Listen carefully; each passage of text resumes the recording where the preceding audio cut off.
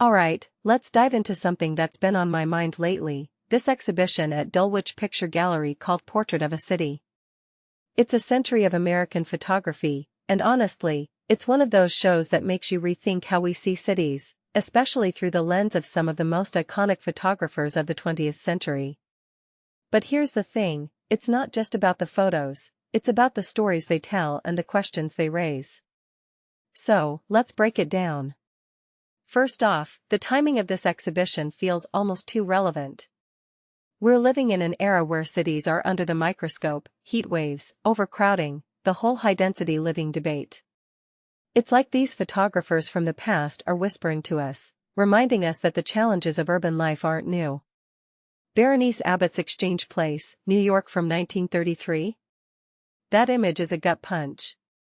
It's 4 times taller than it is wide, and it makes you feel like those skyscrapers are closing in on you. Personally, I think what makes this shot so powerful is how it captures the awe and the unease of vertical growth. It's not just a building, it's a symbol of humanity's ambition, and maybe its hubris. What many people don't realize is that this wasn't just a new skyline, it was a new way of living, and these photographers were the first to document its emotional weight. Now, Edward Steichen's take on the Empire State Building? That's a whole other story. He uses double exposure to turn this iconic landmark into something almost alien. In my opinion, this is where photography stops being just a medium and starts becoming a language. Steichen isn't just showing us a building, he's showing us how it feels to live in a world where technology and architecture are outpacing our ability to process them. It's like he's saying, this is what the future looks like, and it's both beautiful and terrifying. What this really suggests is that cities aren't just physical spaces, they're psychological ones, too. But here's where it gets even more interesting, not all the photographers in this exhibition are looking up. Some are looking at the people living in the shadows of these towering structures. Lisette Model's Coney Island bather? That photo is a masterclass in defiance. This woman isn't posing, she's existing on her own terms. And Diane Arbus's Woman with White Gloves and Fancy Hat? That's not just a portrait, it's a statement. These women aren't just subjects, they're reclaiming their narratives in a world that often tries to define them. From my perspective, these images are a reminder that cities aren't just about the architecture, they're about the people who inhabit them, and the stories they bring with them. Helen Levitt's photos of Harlem street life?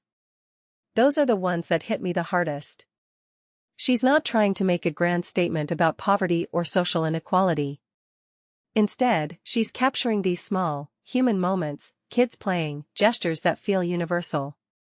What makes this really interesting is how she manages to show both the beauty and the struggle of everyday life without romanticizing it. If you take a step back and think about it, that's the real challenge of urban photography. How do you tell a story that's both specific and universal? Now, here's where the exhibition gets a bit messy, and I mean that in the best way. It's not a linear narrative, it's more like a collage. You've got Dorothea Lange's migrant mother sitting next to Bruce Davidson's moody subway shots. On paper, it doesn't make sense. But in practice? It works. Because cities are messy. They're contradictions. They're places where the past and the present collide, where the grand and the mundane coexist. One thing that immediately stands out is how these photographers are all asking the same question: what does it mean to live in a city? And they're answering it in 100 different ways. What this exhibition really suggests is that there's no one way to portrait a city. It's not just about the skyline or the streets, it's about the people, the emotions, the tensions. Personally, I think that's what makes this show so compelling. It's not trying to give you a definitive answer, it's inviting you to ask your own questions. So, here's my closing thought: if cities are a reflection of who we are, what does it say about us that we keep building upwards and outwards? And more importantly, who are we leaving behind in the process? Let me know what you think in the comments, I'd love to hear your take.